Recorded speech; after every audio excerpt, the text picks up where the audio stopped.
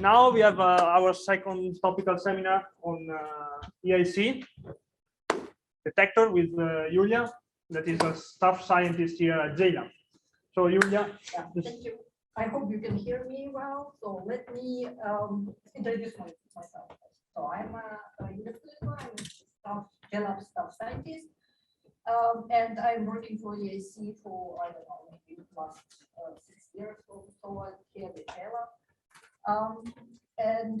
But my prior background was HERA, and as you know, the HERA is the first proton collider, which was built in the world, but it's not operating anymore. But you know, now I'm advancing to the Electron-Ion Collider, so something similar, but you know, the same concept. So it's DIS detector, DIS experiment. Sorry, Yulia, before you start, can I check this photo? It's a little soft on online. Maybe I need to go here. Is it better? Is it better? It's okay. It's a little soft though. Maybe would you mind just being a little bit closer? Side. Okay. Sorry. Yes, thank you. Okay, let me start here. So here's outline of these presentations and some of you know, things which I have here in my slides was already introduced by Douglas. And I just would like to remind that, you know, the materials which I used was used, it's a really like EIC community effort, which we had the yellow report and the EIC project. And these are the 3 proposals which were recently shown. So I just wondering how many of you have the experimental background in the detectors and oh, quite a few. Oh wow, almost that. So you probably know this formula, right? So what we want to have from you know our detectors from our experiments, as many you know events as possible, and there is some contribution in terms to this formula. So cross section is given by the log, so we cannot really change it. We need to have you know, high luminosity as possible. So this is what the EIC can provide for us. And there are the 2 parameters which really relates to the detectors, and the one which is what we call the detector efficiency, and one is the acceptance. So for the efficiency, normally when we talk about the efficiency, we say that we need a detector which has no dead time. That means, you know, everything what events will come, it will immediately, you know, will store. For the full acceptance, we want to detect all particles, right, which comes out of the condition. And now I just actually want to go with you through all the questions which we had recently when we really designed the detector. I was a part of the Athena, which was not selected, so this is the second disappointment for me, because JLab was not selected and now Athena was not selected. But you know, the concept is pretty much the same, so that we go all together with you and we'll try to answer the questions. Yeah, please. Maybe I'm getting it. I was wondering where the 3 Tesla magnet was going to come from for Athena. So Athena was 3 Tesla magnets, yes. And where was it going to come from? Were you going to build it? So 3 Tesla was completely new magnet, which yeah, our colleagues from France, you know, worked on the design, and it's, you know, brand new magnet. With Etche, you know, as you heard from Douglas, that they decided to go for like reuse of the magnet, and it's 1.5 Tesla. And I will come, you know, to the, you know, challenging parts later. But as I mentioned, right now I just want to with you, like, you know, go step by step and like sort of we will design the EIC detector with you together. And right now there is still time to do the changes. Actually, we are living in really good time when everything is you know, in the simulation and we can simulate it, but it's not yet built. When I joined the HERA, the Zeus collaboration, it was already built, and there was no way I could change it if I saw that something was wrong, because this was already too late. So now we still have time, as you heard from Douglas, a lot of, you know, the not a lot of, but a couple of years ahead of us to really design and fine-tune the experiment. So, but first we have to decide, even though that we have the EIC collider, collider accelerator, we have to decide what do we want in terms of the physics. Do we want to have the fixed target detector kinematics or really the collider? So this is how the fixed target experiment looks like. So you have a target and everything in terms of the kinematics will be boosted forward. So all your detectors will be sort of line along the one lane. And there are a lot of, at least two collider experiments which have this fixed target detector kinematics. One is LHCb and another is a Hermes here. But for EIC, we of course decided to do the full detector collider experiment. It's pretty much similar to the Atlas, CMS, CAC, the Bell2 experiment at CAC, or H1 and SUS. Yeah, so this is example of that.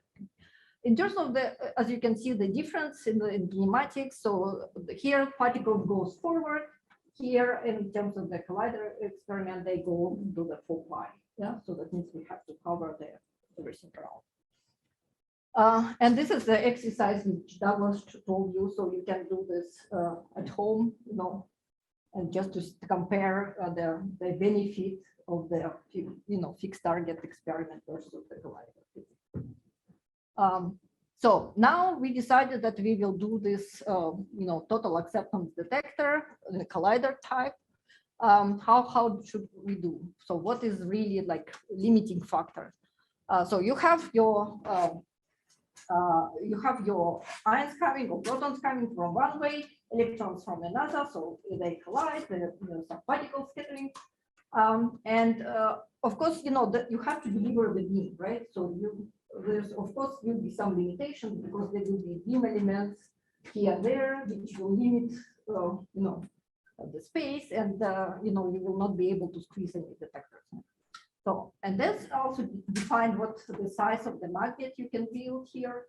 And of course, we are interested not only in the particles which goes into the central detector, but because of the DIS of the kinematics of DIS collision, so we also interested in measuring the luminosity or measuring the scattered electron which goes under the very small angle, and of course the remnants or the exclusive physics for the outgoing proton side.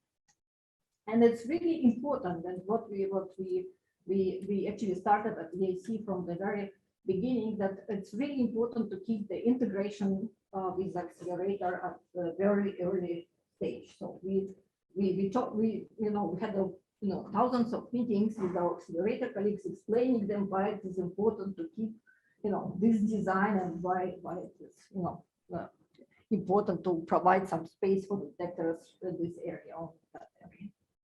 And because it's electron proton or electron-ion collider, the forward, this electron going directions and the hadron going directions are completely different. They will serve completely different purpose. And this we also have to keep in mind when we design a detector. So this one will be mostly responsible for detecting the scattering electrons. Well, in this area, mostly, the main task will be to detect jets and the remnants from the proton. So this you've already seen. So this is the kinematics. We have several, let's call the parts of the detector. So we have a barrel, and barrel actually what we call is this part. So if you talk about the pseudo rapidity, all the detectors sitting from like pseudo rapidity -1 to 1. This is what we call the barrel. Then we have the electron and top, where all the scattered electrons will be scattered to, and we have the hadron. And of course, we need to also map our design of our detectors to the x and the q square plane, and understand really what, like, energy of the scattered electrons we're expecting to get and where, right? And so this is the plot actually showing what will be the energy of the scattered electron. So this is a constant line or either line. And also showing also with the color the areas of the forward and the barrel area where this scattered electron will be scattered.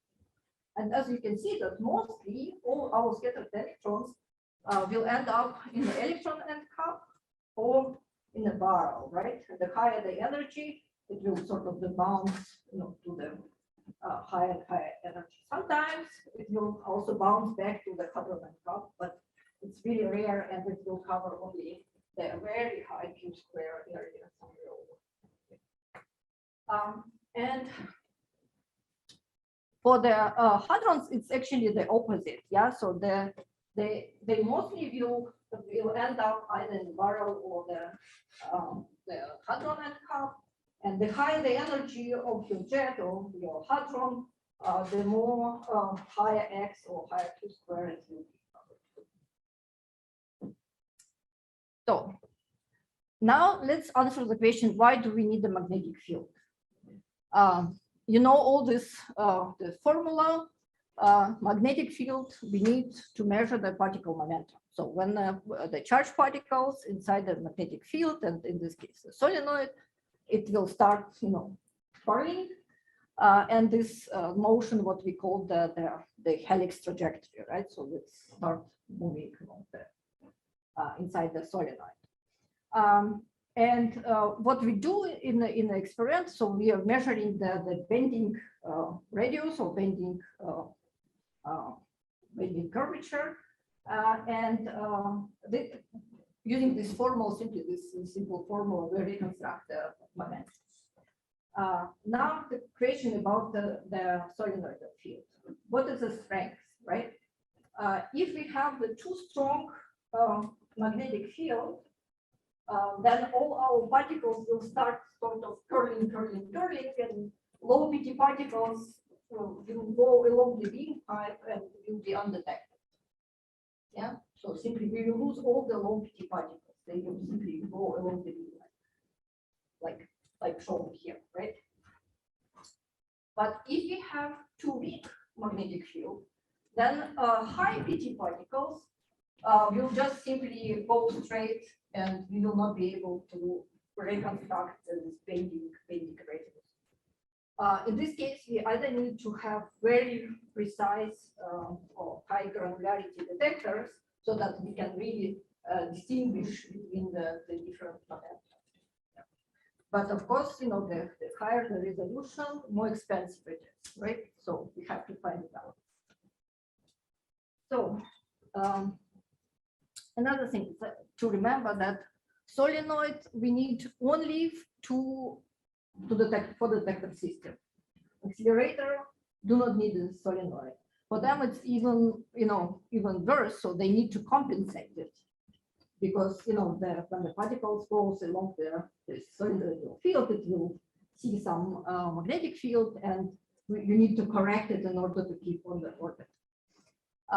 So for them, it's even the headache. Yeah, so they try to think how to compensate it. Yeah, and of course, you need to optimize the size, right?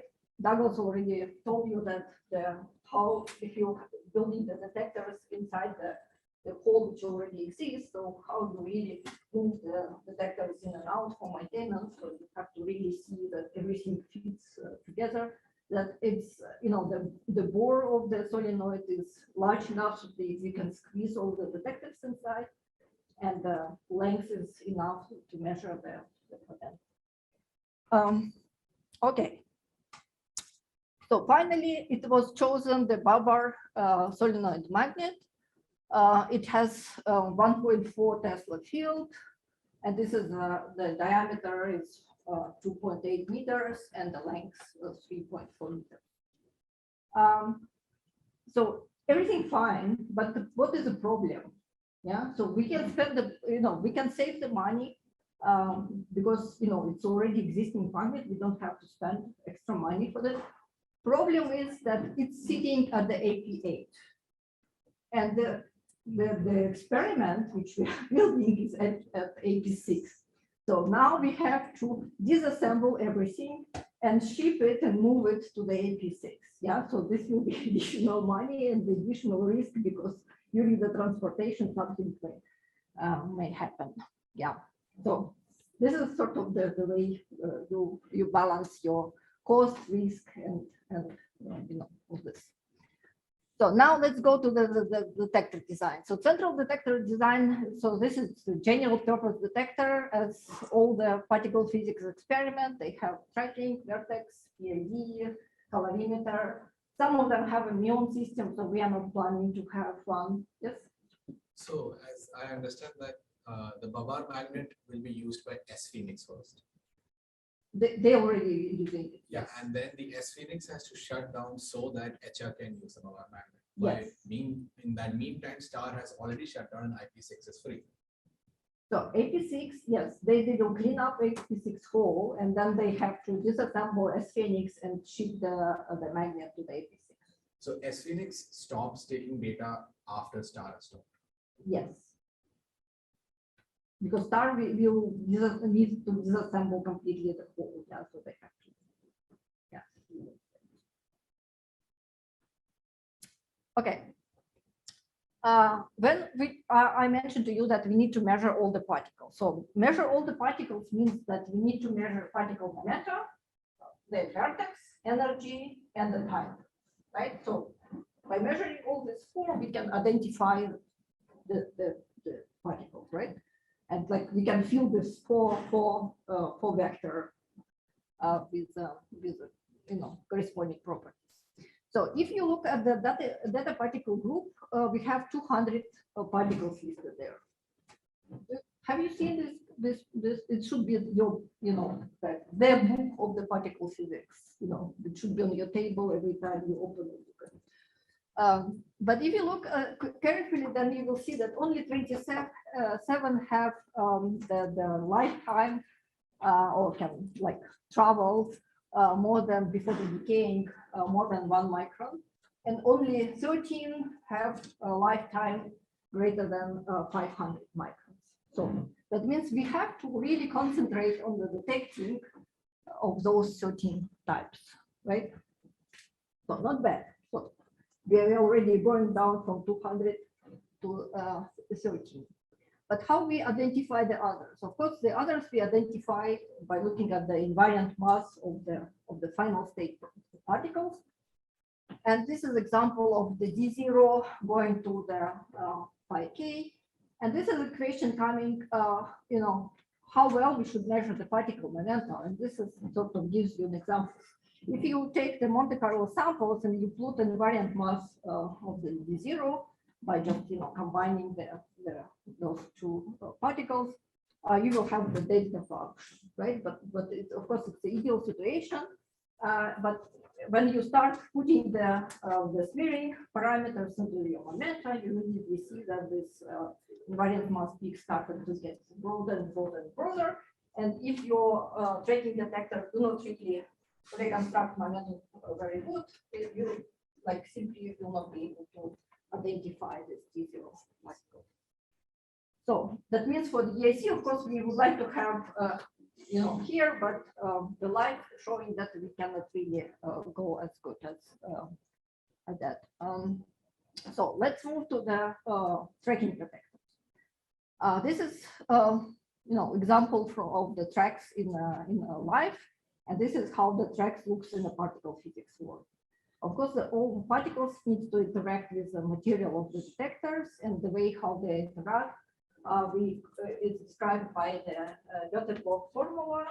I will not go deeply into this, but just for you to as a reference how it goes. But I just wanted to highlight here what is really we need from the tracking. So we need to have the electronically recordable hits, because of course it's good to have these pictures, you know, very precise. But nowadays, if you would go to this, you know, the photo emulsion, we need 1 million scientists who will do the analysis of those pictures, right? Of course, we would like to do everything on a computer, so we need the electronically codable hits. We need to provide they need to provide really precise space points or the trajectory measurements, and we, of course, the momentum and magnetic field. We need to measure angle very precise, and what is really important is to really reconstruct the primary and the secondary vertices. Multiple track separation, of course, it's important. You have to understand if it was one or two. Provide, if possible, particle identification, and of course, the keeper material at the minimum level. Why we need to keep the material on the minimal level? Because again, it comes to the fact how the momentum resolution goes. There is two terms in this formula. One corresponding to the position resolution of your tracking. It depends on the magnetic field, on the length of your detector, and on like number of hit points which you have along the particle track. And the second term is a multiple scattering. It's actually, really depends on how many materials you have. And when the particles go into material, it starts, experiencing multiple bending. And of course, the changes trajectory and lose the energy. So we would like to keep these terms at the minimum. And on this plot, you immediately see, that you cannot really do the sigma P over the P below these multiple scattering terms, right? So if you just do, this conversion of some of those terms, you immediately see that this gives you the limit. That's why we would like to, minimize the multiple scattering so that we can improve. And also we need to reconstruct the vertices. And just for, I mentioned that the D mesons, they have decay lengths of 100 microns. That means we have to reconstruct vertices coming from the D stars from the original sort of the zero vertex. And the 100 microns is the thickness of your hair. Yeah. So you can imagine that we need to reconstruct two and identify the two, separate two vertices in the size of your hair. This is the detectors we are right now looking to. And the problem is that at the EIC and actually at the old collider detectors, we cannot place the detector as close as possible to the interaction region. So there is a beam pipe, and the beam pipe is actually 3.2 centimeters in the radius. Yeah. So, and you need to place the detectors with such resolution so that we can sort of back trace or extrapolate your trajectory to the interaction region with the precision of better than 100 microns. Yeah, a little bit about the beam pipe. The inner section, so this is the central detector. I think it's plus minus 4.5 meters. As you can see, because of the crossing angle which we have, it has weird structure. So this will be the straight section made out of beryllium, so that the particles going sort of at the zero rapidity with low PT will experience like less material. And then, the crossing angle, so this will be the way. Yeah. Of course, for the forward-going particles here at the edges of the beam pipe, we will have the thin window just to sort of make sure that, Oh, yeah. Will the what is it, like a 1.5 Tesla magnet in the center have any effect on the path of particles along the beam line? Like they'll have effects on the particles that come after the collision, but what about the ones that are close to the interaction point along the beam? I don't know if I got the question correctly. So the one which goes along the trajectory, or you mean the bunches of the accelerator? I'm talking about the ones that would be very close to the interaction point, but you have like an extremely strong magnet there. So would that magnet have any effect on particles in the beamline still, just moments before they collide. Of course, they will have some. Yes, they will experience some field. So the bunch or accelerated bunch has a profile, so it has some shapes. So yes, they will have some. And of course, you need to compensate it, what I mentioned. So you need to compensate this kick, which solenoid gives to the accelerator bunch in order to keep everything on the orbit. So in the case of a collision with an ion and an electron beam, I mean, I understand you have the issue of the primary vertex and secondary vertex, but what about a pile-up corrections? At EIC, this is the beauty of the DIS. There is no pileup. There will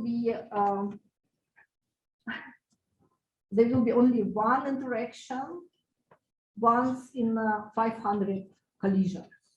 So the EP or EA little bit different, but there will be no multiple events in one when the two bunches are colliding.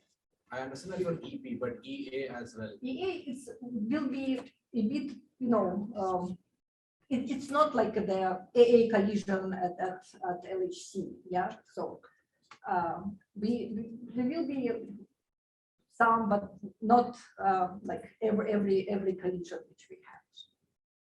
The EP collision, so the DIS event is quite high PT, which you can be detectable, will be once out of like say 500 bunches. So you will have some time to store your data. For EA, maybe it will be not 500 bunches, but like,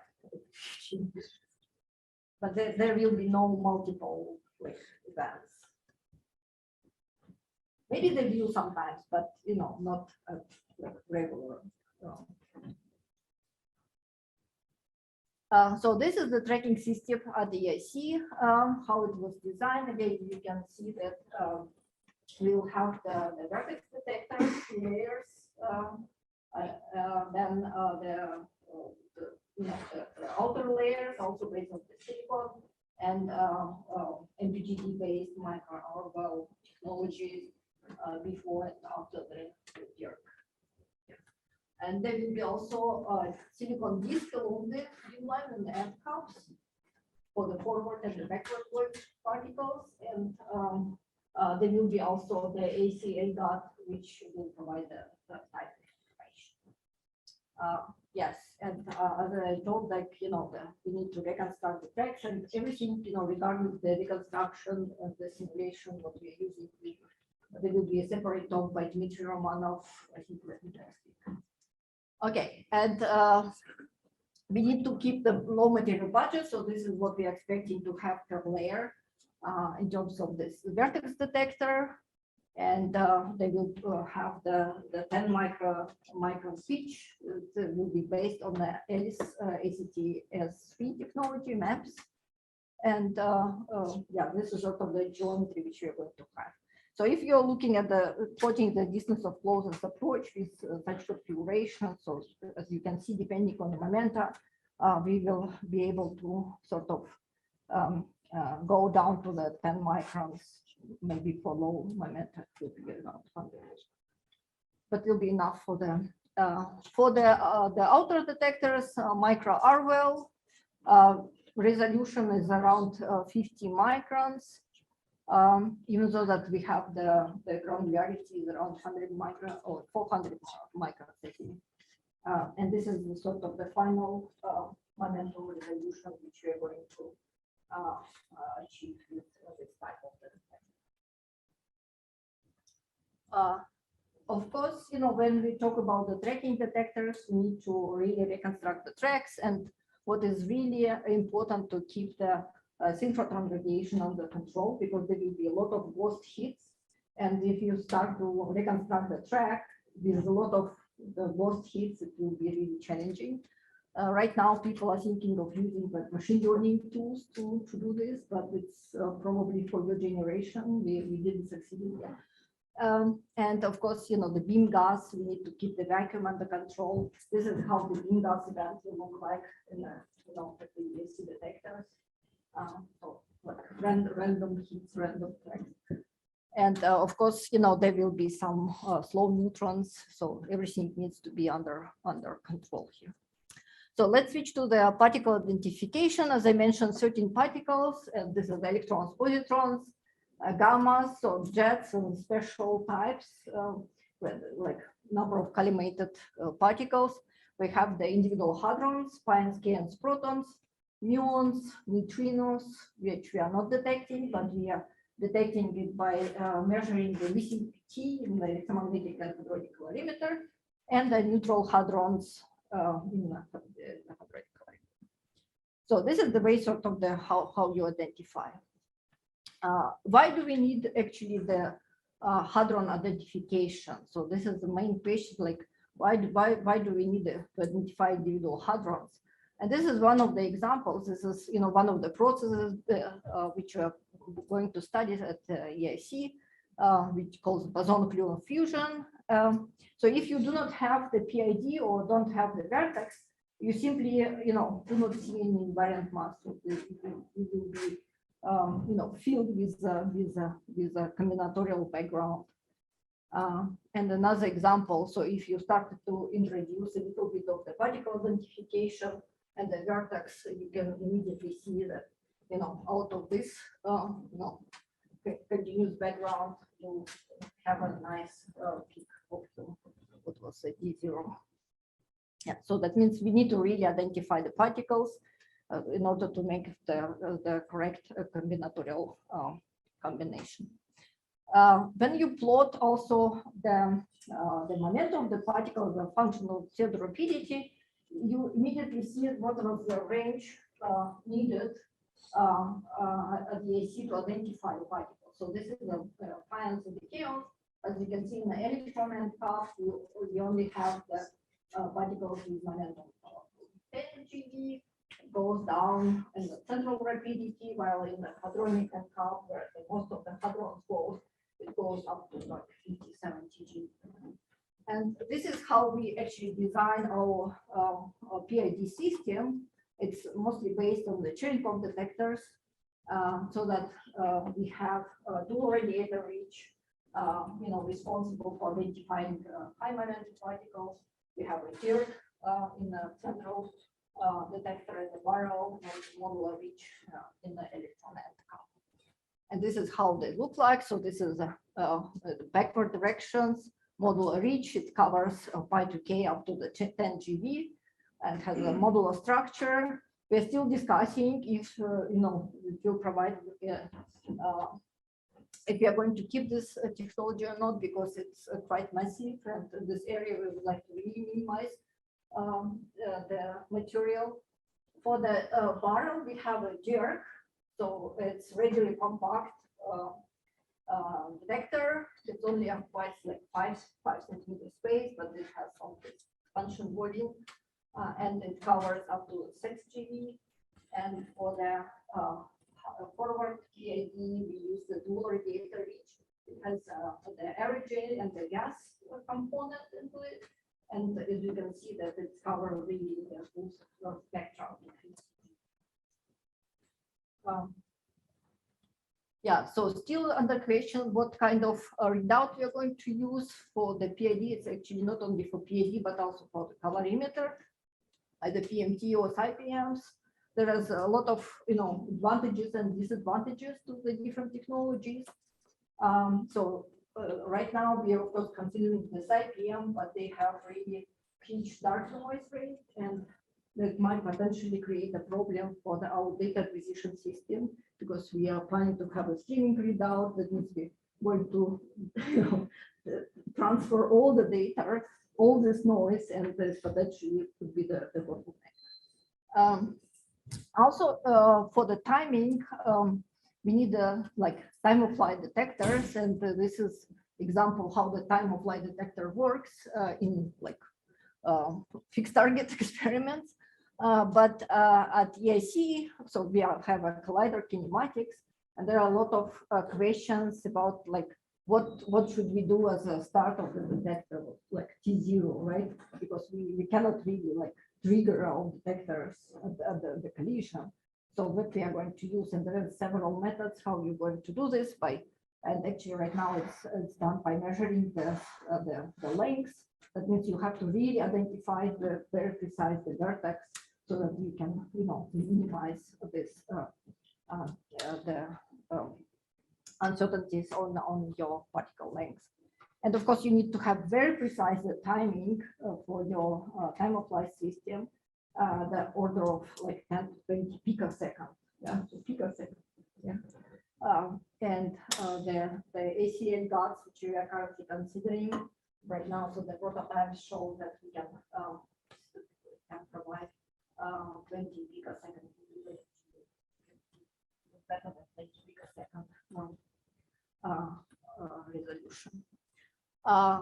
In other detectors, this is actually my favorite because I'm working for this detector like all my life, is the transition radiation detector. It's used in addition for the in addition to the Cherenkov calorimeter to identify your electrons.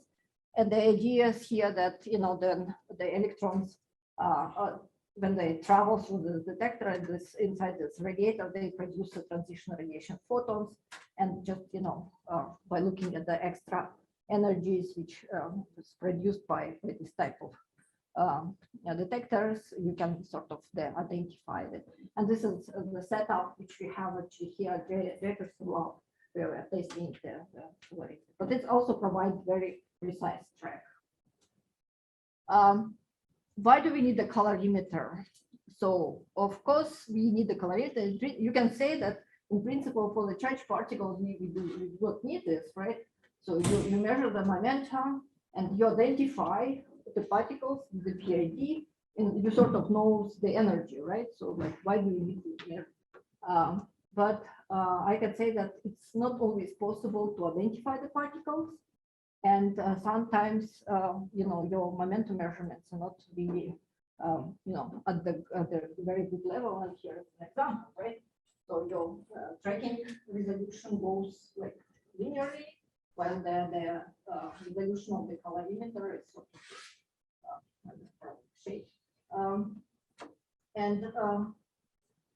At the certain, depending on the resolution of your calorimeter, at the certain areas, you can see that the calorimeter can provide even better resolution. So why do you want to use the tracking information if you have very precise calorimeter?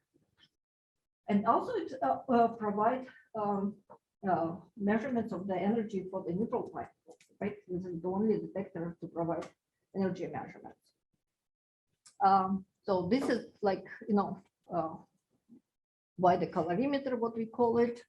And as you know, the calorimeters, the energy measurements are really destructive. So that means you stop the particles in there. Yeah, after your calorimeter, only muons survive and neutrinos. That means you have to have all the detectors, before the calorimeter. So this is calorimeter is sort of the outermost detectors. For the EIC, again, we would like to have the 4 pi coverage. It's like the must. This is sort of the layout of the calorimeter. At the moment, in the current configuration, as you can see, the electromagnetic calorimeter, we have the 4 pi coverage. So the moral part, the electron and cup, and the hadron for the hadron and cup, and this is the hadronic calorimeter. You can see we don't have electron type hadronic calorimeter, but it's possible to do this as an upgrade, or we are even thinking about including this to the baseline. So this is the sort of the technologies which we are planning to use for the electron end cup. We are planning to have the crystals because they provide. And in electron end cup, we need it because this is the area where we have to detect our scattered electrons, and we need to really measure it precise. Yeah, so the best calorimeter possible in the electron end cup. And then we can, for the electromagnetic calorimeter, we can sort of restrict, or we can have the other technologies, and one of the technologies is the side glass, because the constraints on the resolution is not as high as for the electron and cup, and for the forward going part, we are planning to have the hydrogen shashik. I probably will skip, you can read it. So we have a lot of progress recently on the glass. So glass is an alternative technology to the crystals. We have a lot of progress within a couple of years in the building and fabrication of this. With the lead tungsten, we still have to select the vendors right now, because Russia is not producing this, and we need to really grab the correct vendor. And so this is an example of sampling calorimeter. So sampling calorimeter provides the resolution around 7 to 13%. While, as you know, I don't have it. For the crystal, it's around 2% or square root of E. Again, this is for the HCAL. We are going to reuse what the S-Phoenix have for the for the HCAL. So that means we are grabbing the magnet together with the hadronic calorimeter, and this is the idea of hadronic calorimeter for the forward going direction. As you can see, that this is the energy resolution, which as you can see in the barrel, the depth is quite small because we cannot squeeze it inside the door. Yeah, and this we want to increase it a little bit, but the energy of particles are not so high here, so we probably don't. Sorry, Yulia, you have still 5 minutes. Oh, 5 minutes, that's good. Okay, And then we I can am extend going a to, bit, but not much. yes, so material budget really important. Let me introduce a little bit the forward areas. As you can see, so this is a central detector, and we have the forward going area and far backward area. And this is the element, the accelerator elements, quads, and the dipoles. And I'm just going to show you a little bit on that. And on the electron going side, we have the luminosity detector and the locus square taggers. So for the far forward, so the IP is here. So this is sort of the end of the central detector. We have the B0 dipole, so it's dipole provide the field, and we have the silicon detectors inside, so that we can really measure the momentum of the particles in this area. And we have after this thinking plots, we have Roman ports and the off-momentum detectors. They will be integrated inside the B5 and the 0-degree color. So I probably will skip this one. So the B0 detector is really complicated. So this dual function magnets, so crossing angles, electrons and hadrons going here and there, but we still have some space to place a detector. So it will be challenging in terms of the mechanical integration, but we will do this.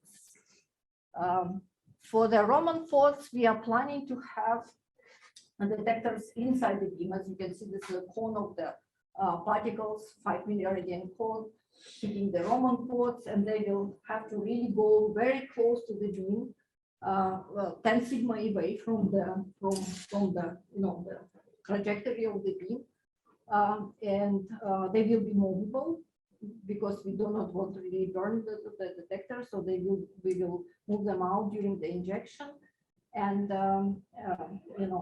this is really, we are working on the mechanical integration. It's really, work together between accelerator and detector systems.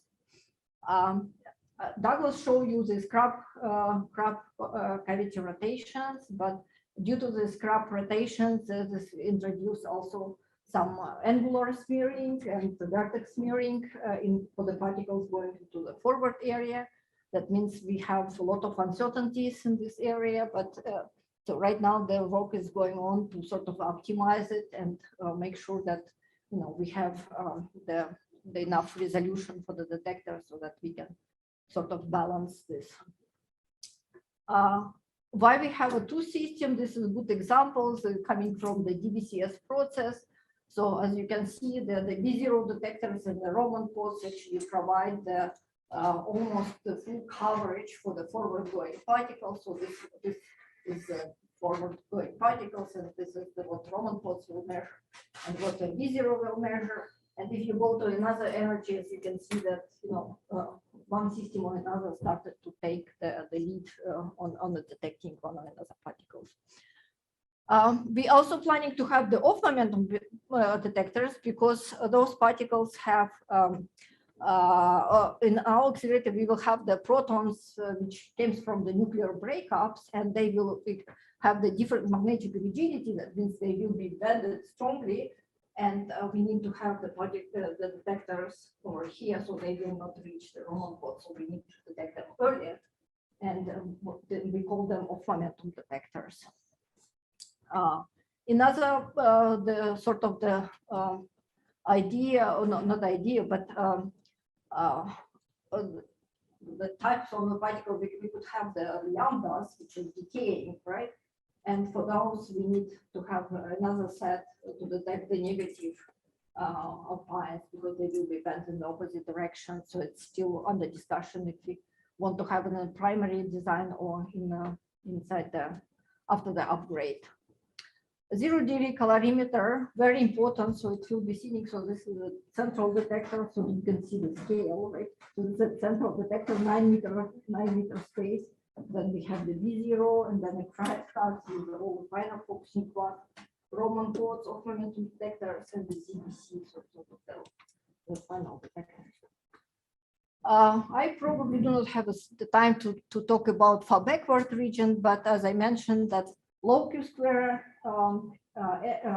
events like a photo production with Q-square below 1 will end up in this area, so the electrons will be detected here, so far away from the central detector. And of course, the luminosity detectors we need to really know. You can look at the slide. So I will skip the polarization and data acquisition. So this is really important. We are planning to have the streaming readout, and this is really important to keep make sure that we can really trace all what we need into the disk space. So this is my summary. Actually, I wanted to show you something very quick. Do I have minutes? I think let me see. We have, the colleague of mine who worked on, this is a Athena detector. This Yeah, is that is fine also. You can click on the start if, can you play? No. Because the problem is this. This is PDF. Okay, This so is I will PDF. upload the PowerPoint so you can watch the nice video showing the collision. And, it's a 3D, so you can really look at the slide and walk through. Yeah, but of course we do not have a 3D design, but it is the video you can watch. Okay, questions. This is just I guess kind of like a more general question, but whenever I guess like a old particle accelerator goes down, or like an old piece of equipment is taken out, are those like usually recycled or like kind of repurposed in other places? Like for example, for like, you said that Hera, went down in 2007. So did they take the pieces from that and use them for something? Yes, so some of them yes, some of them no. In principle, calorimeter or the calorimeter, the solenoid we can be, repurpose because it's a solenoid. If it's operational, why not, right? At Zeus, we actually had very nice hadronic calorimeter, uranium compensated calorimeter. This is the best calorimeter in the world ever built, in the entire, era of the Human era. Human We don't era, know yeah. about gallium strike. So it was with the resolution is 35% of the square root of 35 uranium compensated. Yeah, so I provide extra radiation in order to compensate the losses of the neutrino center. Can you repurpose this?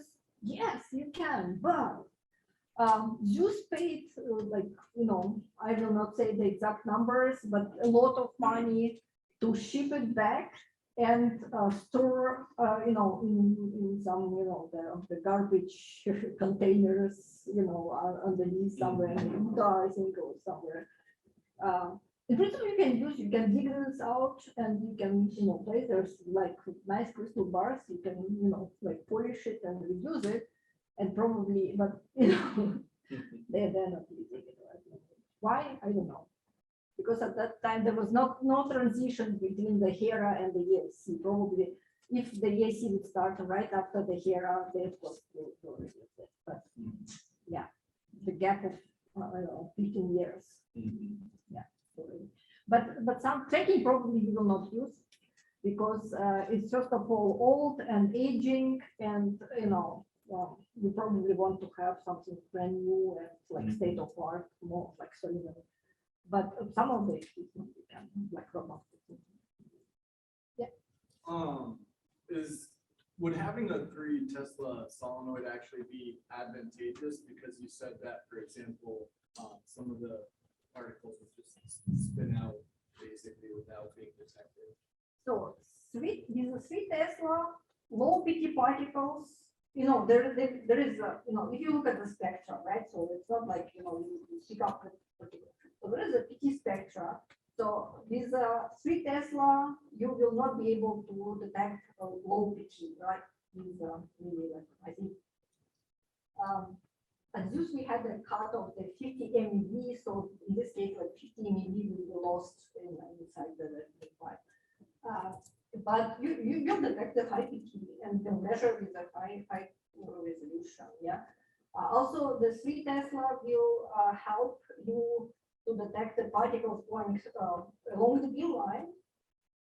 You need a stronger field because they will have a higher momentum. So you need a stronger field in order to like sort of keep them a little bit so that you can detect them.